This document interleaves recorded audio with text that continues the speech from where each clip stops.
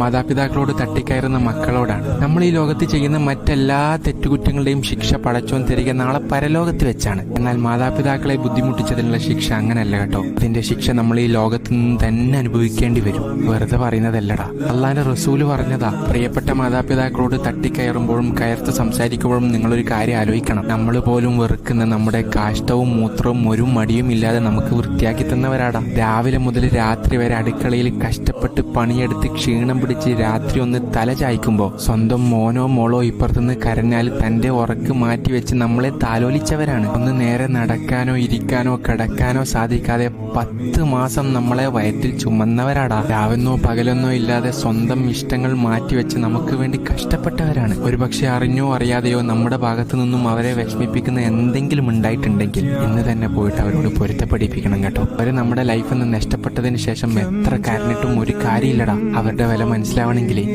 അവരെ നഷ്ടപ്പെട്ടവരോടൊന്ന് ചോദിച്ചു നോക്കണം.